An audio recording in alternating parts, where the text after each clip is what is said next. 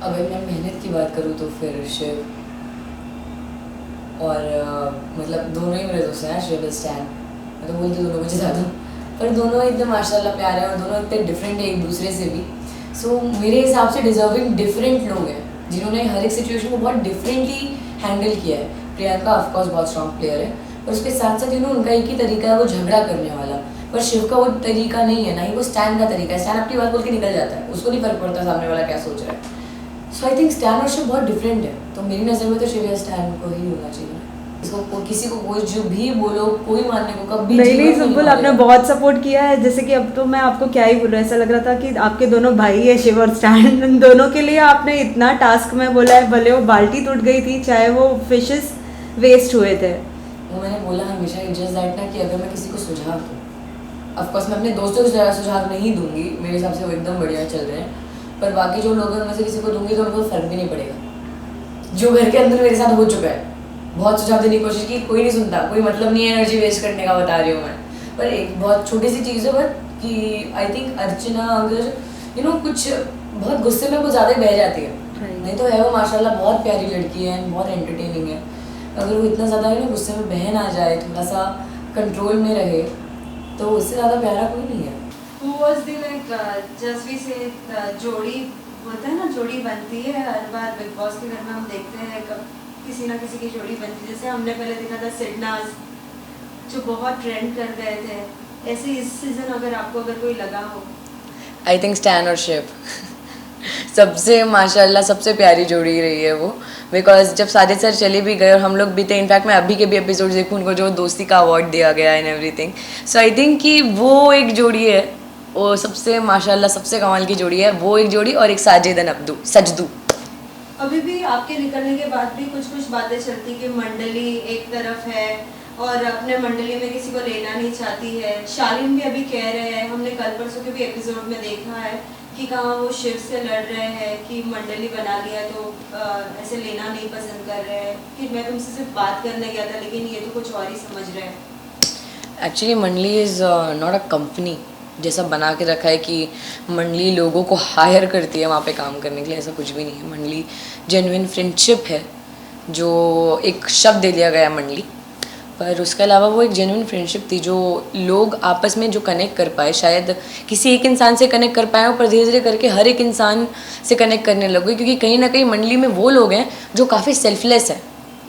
चाहे वो साजिद सर हो, चाहे वो अब्दू हो, चाहे वो शिव हो, चाहे वो स्टैन हो, चाहे वो निमृत हो, या फिर मैं हूँ, तो कहीं ना कहीं एक जो जेन्युइन दोस्ती होती है कि आप दोस्त के लिए कुछ भी कर सकते हो, वो मंडली है। तो मंडली इज़ नॉट लाइक कि कोई भी आए, दो चार दिन अच्छे से बात हो तो उसको एकदम दोस्त बना लिया। नहीं, जब तक आप किसी इंसान से कनेक्ट नहीं करोगे तब तक आप मतलब दोस्त नहीं मान सकते ना। बहुत सिंपल सी चीज़ है वो।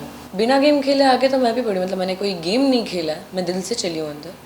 पर उसके साथ मैं अगर एक नाम लेना चाहूँ तो मेरी नज़र में शालीन, और उसका कारण बहुत सिंपल सा है कि शालीन का मतलब मैंने स्टार्टिंग से चिकन के अलावा कोई और मुद्दा देखा नहीं था। Is a nice guy and कुछ और मुझे ज़्यादा गिला शिकवा नहीं है, ऐसा कुछ मैं मन में लेके नहीं घूम रही हूँ। जस्ट दैट कि आई थिंक कि उनका वो जो लव एंगल उन्होंने चलाया, फेक लव एंगल या जो भी था वो, आई थिंक उसके भरोसे वो इतना लंबा आ गए and he still there. So I think कि वो थोड़ा सा कि शायद मैं भी अगर कोई लव एंगल खेलती तो मैं आगे तक पहुंच जाती, फिनाले तक पहुंच जाती, या फिर मैं सिर्फ कैमरा में दिखने के लिए कुछ भी फालतू के मुद्दे उठाते रहती, गंदगी करती या नीचा दिखाती, तो शायद मैं आगे पहुंच जाती। पर मुझे ये सब चीज़ें सही नहीं लगती हैं करना, टू बी ऑनेस्ट। पता है, लव एंगल की जब बात आती है, कहीं ना कहीं आपके साथ भी उन लोगों ने कुछ एक साजिश की थी, आपको भी उसमें कहीं ना कहीं बहकाने की कोशिश की थी कि हाँ, सुम्बुल के बारे में भी आपने भी ये बात की जिक्र की है एक बार टीना से। क्या कहना चाहेंगे, जब अगर गेम खेला चाहते हो तो इंडिविजुअल अपना गेम खेलना चाहिए या ये सब मुद्दों को लाना ज़रूरी है बिग बॉस के घर में? क्योंकि ये तो एवरी सीजन का हो गया है कि एक लव एंगल बनाना। Do you think so? हाँ, it is actually Bigg Boss is also actually become like a film, to be honest, जिसमें एक हीरो है, एक हीरोइन है, एक विलन बन जाता है। जितना मैंने इस सीज़न में नोटिस किया है, इस सीज़न की बात करें मैं पर्टिकुलर, पर मेरी नज़र में ये सही नहीं है। मैं सच्ची बोलूँ तो कि आप मतलब ये क्या, अगर आप फेक लव एंगल खेल रहे हो तो आपको बहुत ज़्यादा सपोर्ट मिलता है। मेरी नज़र में ये सब चीज़ें सही नहीं है। मेरी नज़र में आपको गेम भी खेलने की ज़रूरत नहीं है। आप अगर अपने दिल से चलोगे, क्योंकि एक बार मुझे याद है कि रुबीना जी ने भी बोला था कि जो भी करो ना बस सच्चे दिल से करो और कुछ भी नहीं। तो आप बस दिल से साफ रहो, आप सच्चे दिल से कोई भी चीज़ करोगे वो कहीं से कहीं तक गलत नहीं होगी। तो दिल से चलना चाहिए, दिमाग से पूरी दुनिया चल रही है। एक ऐसा व्यक्ति जिसके साथ आपकी जर्नी बहुत ही अच्छी रही, अगर किसी एक को अगर चूज करना रहा तो साजिद सर। क्यों, रीजन? बिकॉज इस वो मतलब एकदम फादर फिगर हो गए थे मेरे लिए घर के अंदर। मेरे को उनसे डांट खाने में डर भी लगता था और उनके लिए खाना बनाने में खुशी भी मिलती थी, उनके साथ मस्ती करने में मज़ा आता था। सो वो मतलब एक फैमिली काइंड ऑफ एक अपनापन वाली फीलिंग होती है। तो I has to feel very protected and very safe उनके पास में। डिफरेंट जर्नी रही ऑफ कोर्स, एंड जैसा मैंने एक्सपेक्ट किया था वो कहीं से कहीं तक बिल्कुल वैसी नहीं थी। पर एक चीज़ मुझे अच्छी लगी कि हाँ मुझे मतलब लर्निंग एक्सपीरियंस था, बहुत चीज़ें सीखने को मिली। उसके साथ साथ एक ये चीज़ हुई कि वो बहुत रियल जर्नी रही कि स्टार्टिंग में भले ही मैं फिट इन नहीं कर पा रही थी, देन कुछ और चीज़ें हो गई जिससे मैं और ज़्यादा it was more like a downfall for me, and then वहाँ से वापस से ऊपर आना। एंड सो आई थिंक कि it was a natural journey. तो उस चीज़ की मुझे थोड़ी खुशी है कि हाँ एक रियल जर्नी थी मेरी। अभी हम देख रहे हैं कि बहुत से ऐसे आपके फैंस हैं जो बोल रहे थे सुम्बुल को नहीं निकलना चाहिए था, वो डिजर्विंग थी, ट्रॉफी उनके हाथ में होनी चाहिए थी। क्या लगता है आपको, ऐसा कौन सा व्यक्ति है जो अभी भी अंदर है और वो डिजर्विंग नहीं है? ऐसे खैर मैं किसी का वो नहीं लगा सकती कि मतलब कि ये डिजर्विंग नहीं है। They are inside and they still there must be a reason that they are there. It's just that कि हाँ मैं अपने आप को मानती हूँ कि मैं डिजर्विंग थी और मैं और आगे आनी चाहिए थी, मैं जीत भी सकती थी। पर ये मैं नहीं बोल सकती हूँ कि किसको नहीं जीतना चाहिए, कौन डिजर्विंग नहीं है, टू बी ऑनेस्ट। लेकिन फिर भी सुम्बुल एक ऐसे होता है ना कि बाहर से लोग आपको देखते हैं, आपका गेम देखते हैं, उनको पसंद आता है आपका गेम, लेकिन कुछ लोग ऐसे होते हैं कि जो बिना गेम खेले भी आगे बढ़ते जाते हैं। आपको ऐसा कोई व्यक्ति लगा अब तक? पर अगर सुम्बुल आपसे अगर पूछा जाए कि बिग बॉस के घर में this season who was the entertainment person? अरे यार सब अपने आप में बहुत एंटरटेनिंग है, सच्ची बोलो तो। मतलब अर्चना बहुत एंटरटेनिंग है और शालीन भी है कहीं ना कहीं, बहुत उन्होंने भी एंटरटेन किया होगा क्योंकि हमने जो एक न्यू ईयर पे वो एक एक वीडियो देखा था, तो he is a funny guy I think, तो लोगों ने पसंद किया होगा। एंटरटेनिंग वो भी है, उसके साथ साथ स्टैन बहुत एंटरटेनिंग है, शिव भी बहुत एंटरटेनिंग है, साजिद सर बहुत एंटरटेनिंग थे।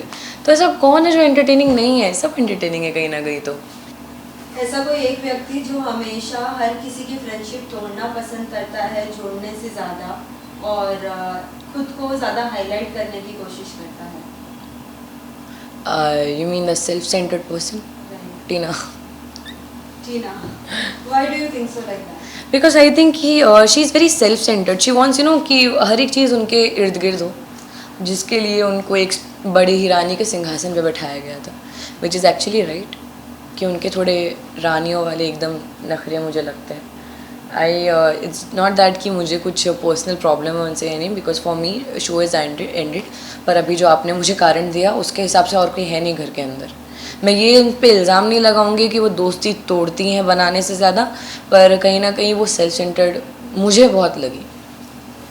साथ ही सुम्बुल, हाल ही में हमने जब टास्क देखा था, जो टास्क में 3 लोगों की ही जोड़ी चलेगी, लेकिन उसमें आपके ग्रुप ने आपको नहीं चूज किया। आपको क्या लगता है, आपको वो टास्क करना चाहिए था या नहीं? क्योंकि बिग बॉस के घर में कुछ टास्क ऐसे होते हैं जो बहुत ही ज़्यादा लाइक सहन शक्ति अपने अंदर रखनी पड़ती है टास्क करने के लिए। आपको वो आई थिंक वो टास्क मैंने बिना किए भी किया था, लोगों ने वो देखा होगा कि मैं कितना ज़्यादा इन्वॉल्व थी उस टास्क में। पर उसके साथ साथ जब मैंने अपने दोस्तों के चेहरे देखे टास्क के बाद, तब मुझे लगा कि अच्छा हो मैंने नहीं किया। पर ये है कि हाँ मैं ऑफकोर्स करना चाहती थी, पर उसके एक दिन पहले जो नॉमिनेशंस हुए थे, तो कहीं ना कहीं मुझे ये लग रहा था कि मेरे कारण ये चीज़ हुई है। तो नेक्स्ट डे उस टास्क में मैंने भी ज़्यादा फोर्स नहीं किया या मैंने ज़्यादा फाइट बैक नहीं किया कि नहीं मुझे जाना है, बिकॉज अगर कहीं ना कहीं मेरे कारण कुछ और गलती होती, कुछ भी होती, मुझे इतना विश्वास था कि नहीं छूटेगा विश्वास मुझे, लेकिन नॉमिनेट वाले में भी था। सो यू नेवर नो कि क्या हो जाए। तो वो चीज़ मुझे थोड़ा डर लग रहा था कि नहीं यार एक चीज़ मैं ऑलरेडी कर चुकी हूँ, तो यहाँ पे मैं रिस्क नहीं लेती। तो मैं खुद अपनी मर्जी से ही नहीं गई थी। बार बार आपको लोग कहते थे कि सोई हो, अब तो जाग जाओ, अब तो जाग जाओ। ये सुन सुन के आपको कुछ अजीब नहीं लगता था? क्योंकि हर कोई घर में तो बहुत सारे ऐसे लोग थे जो सोए हुए थे, जो अब तक आगे बढ़ गए। मुझे बुरा लगने लगा था बीच बीच में कि मतलब अभी तो मैं जगी हुई है, जब मैं जगी थी तब भी बोलते थे कि ये सोती रहती है, मतलब मेटाफोरिकली बात कर रही हूँ। तो वो चीज़ मुझे लगी कि यार अब तो मैं अच्छे से कर रही हूँ, अब तो मैं हर जगह इन्वॉल्व हूँ, अब मुझे क्यों बोल रहे हो। वो चीज़ थोड़ी बुरी लग रही थी। और फिर क्या होता है ना कि आपको कोई भी, चाहे वो शेखर सर हो चाहे सलमान सर हो, कुछ भी आके बोले वो एक अलग चीज़ हो जाती है। पर वही चीज़ जब कंटेस्टेंट्स आपके सामने रिपीट करते हैं, आपको नीचा दिखाते हैं वो बोल बोल के, तब ज़्यादा बुरा लगता है। Because you can not say anything, just that कि आपको खुद को पता है कि आप कितने इन्वॉल्व रहे हो। तो बुरा लगता था, but after a point I just एक हो गया था कि अभी छोड़ो, मेरे को अभी इतना कर लिया फिर भी कुछ नहीं हो रहा है, तो मेरे को इन्वॉल्वमेंट चाहिए ही नहीं, मेरे को होना ही नहीं है। पर फिर आया टॉर्चर टास्क, जिसमें मैं कुछ भी मतलब I couldn't control my self, because वो लोग बहुत गलत कर रहे थे। सुम्बुल, पता है आपके इतने फैंस थे कि इतने फैन पेजेस बनाए, पूछो मत। लेकिन है ना, लोगों की एक शिकायत थी कि अगर आप शालीन को नहीं पसंद करती, उनकी कुछ हरकतें नहीं पसंद करती, फिर भी उनका काम करना क्यों पसंद करती थी आप? क्योंकि कहीं ना कहीं टीना भी एक हद तक ऐसे चिढ़ के फिर वो पीछे हो जाती थी। मतलब स्टार्टिंग की बात करें आप, जी। वो क्या होता है ना, मेरी नज़र में जो चीज़ है कि एक दोस्ती में, आपके दोस्त में ज़रूरी नहीं है कि आपका दोस्त एकदम परफेक्ट हो, उसमें कोई फ्लॉ ही ना हो। सो दोस्ती होती यही है कि आप सामने वाले की खामियां जानते हो, वो जो जहाँ जहाँ गलत है, जो बुराई है वो आप जानते हो, लेकिन उसके बावजूद आप उसको एक्सेप्ट करते हो। मेरी नज़र में दोस्ती वो है, आप उसको समझाते ज़रूर हो। पर मेरे और शालीन में ऑफकोर्स एज डिफरेंस बहुत ज़्यादा था, तो कहीं ना कहीं मुझे बोलने में भी लगता था कि यार ये इंसान ऑलरेडी समझदार है, जो मुझे बाद में लगा कि नहीं है। पर स्टिल मेरे लिए स्टार्टिंग में वही चीज़ थी कि यार he is my friend and whatever, like कुछ भी बुराइयाँ हों, I should accept him the way he is, because दोस्त है मेरा, सो वाई नॉट, मेरा ये सोचना था। पापा की बातें कितनी इंपॉर्टेंट लगी, क्योंकि कहीं ना कहीं निमृत को भी हमने देखा था, उनके पापा ने भी उनको कुछ सुझाव दिए थे, लेकिन उनके लिए वो सुझाव इम्पोर्टेंट नहीं थे। लेकिन आपके पापा का एक टाइम हमने ऐसे भी सुना कि उन्होंने बोला था सुम्बुल को वोट ना करो, लेकिन आपकी परफॉर्मेंस में कुछ चेंजेस आए, राइट? आई थिंक कि निमृत के लिए ऐसा नहीं मैं बोल सकती, क्योंकि वो ऑफकोर्स कि इम्पॉर्टेंट नहीं थे, उनके पापा ने जो बोला। पर एक चीज़ हो जाती है जो शायद मैंने भी सेकेंड वीक में की थी, कि हमें कहीं ना कहीं ये लगता है ना कि हम वो ज़िंदगी जी रहे हैं, बाकी लोग वो ज़िंदगी देख रहे हैं, तो हम क्या चीज़ फील कर रहे हैं वो हम जानते हैं। उस चीज़ में हम गलत हैं, वो मैं भी मानती हूँ, एंड आई गेस वो निमृत भी मान रही होगी। पर उसके साथ साथ वही एक जो फीलिंग होती है ना कि मैं ये चीज़ देख रही हूँ, मैं पूरा ज़िंदगी जी रही हूँ और मैं अभी तक अपने हिसाब से करते आई हूँ सब चीज़, तो थोड़ा वक्त लगता है हर एक चीज़ को एक्सेप्ट करने में। क्योंकि मैंने भी एक्सेप्ट नहीं किया था जब पापा ने सेकंड वीक में आके मुझे बताया था, जबकि मुझे लगा था कि टीना शालीन मेरी सबसे अच्छी दोस्त है।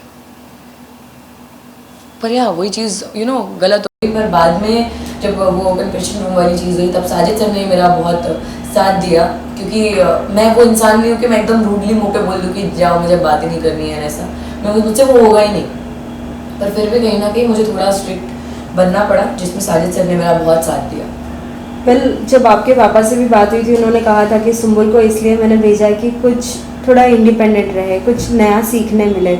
आपसे जानना चाहेंगे, बिग बॉस के घर में जाने के बाद क्या कुछ बदलाव आपके अंदर आए हैं और क्या कुछ आपने सीखा है इतने कम उम्र में? आई थिंक मेरे पेशेंस लेवल और हाई हो गए, और अब अगर मुझे कोई भी मेरे बारे में बुराई करना चाहता है, कुछ भी बोलता है, कुछ भी बोलना चाहे, तो मुझे बिल्कुल फ़र्क नहीं पड़ेगा। अंदर से मैं बहुत सुन के आई, जितना नहीं सुनना चाहिए था वो भी सुन के आई। सो या मुझे नहीं लगता कि अब मुझे उन चीज़ों से फ़र्क पड़ेगा, बिकॉज एक सहन शक्ति और बढ़ गई है, पहले भी थी अभी और ज़्यादा बढ़ गई है। उसके साथ साथ हम gonna be little more reserve ना, क्योंकि मैं हर एक इंसान के साथ बहुत पोलाइट रही हूँ हमेशा से, मस्ती करना ये सब। पर ज़रूरी नहीं है कि हर एक इंसान को मस्ती समझ में आए, क्योंकि वो कई बार गलत तरीके से भी समझा गया है। तो या अब किसके साथ फ्रेंडशिप नहीं रखना पसंद करेंगे और रखना पसंद करेंगी? After all, like big boss के विजेता के बाद तो आप सभी एक साथ मिलेंगे, तो आई थिंक एक्सेप्ट फॉर टीना शालीन सबके साथ मैं दोस्ती रखना चाहूँगी। अगर वो सामने से दोस्ती का हाथ बढ़ाते हैं तो आप पसंद करेंगी? नहीं, मुझे नहीं लगता वो लोग बढ़ाएंगे, पर अगर बढ़ाए तो भी नहीं, सॉरी। साथ ही बिग बॉस के घर में क्या कुछ नहीं मिला था आपको, as in like food dishes and all? बाहर आने के बाद क्या कुछ पसंद करेंगे आप? मैं अभी रोज़ क्या क्या खा रही हूँ। मैंने KFC खा लिया आते ही साथ, then next day McDonald's, cold coffee, और कल मैंने चाइनीज़ खाया है, एंड मोमोज़ खाए कल मैंने। और मैंने क्या खाया था, हाँ मैंने मटन खाया कल, और अभी मैं व्हाइट सॉस पास्ता खाऊंगी और इसके बाद मैं बाहर निकलते ही साथ ये सब खत्म हो जाएगा तो पानी पूरी खाऊंगी। आपकी सिस्टर से भी हमने बात की थी, उन्होंने बोला था कि लाइक सिस्टर आप लोगों में बोलते हैं अपी अपी बहन बोलते जी, बोला था कि हमने तो कभी देखा नहीं था दी को ऐसे रोटी बनाते हुए एंड ऑल, अब तो देख रहे तो अब तो एकदम ही बदल गई है। क्या कुछ आपकी सिस्टर ने आपको कहा? आई थिंक कि वो मतलब उनको भी बिलीव नहीं हुआ पापा और सानिया को कि मैंने इतना अच्छा खाना बनाना कहाँ से सीखा, क्योंकि मैं खाना थोड़ा बहुत बनाती थी घर पे, बट यू नो कि मतलब शूट करते हैं जब, तो शूट करने के टाइम पे इतना वक्त नहीं मिल पाता है, तो मैंने कभी ज़्यादा खाना बनाया नहीं। पर हाँ, रोटी गोल बनानी आती थी मुझे।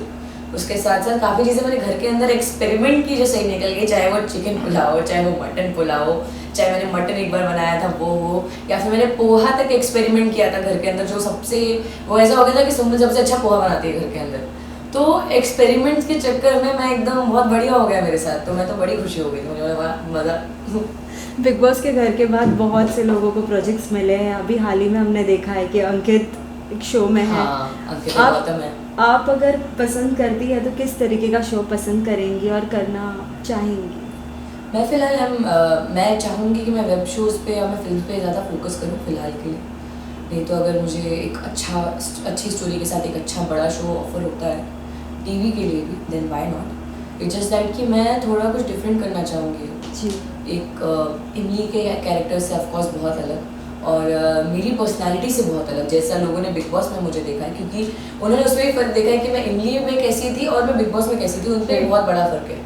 तो उसके भी अलावा मैं कुछ और एक मैं खुद को चैलेंज करना चाहूँगी, एक चैलेंजिंग रोल चाहिए मुझे, तो मैं वैसा कुछ चाह रही हूँ।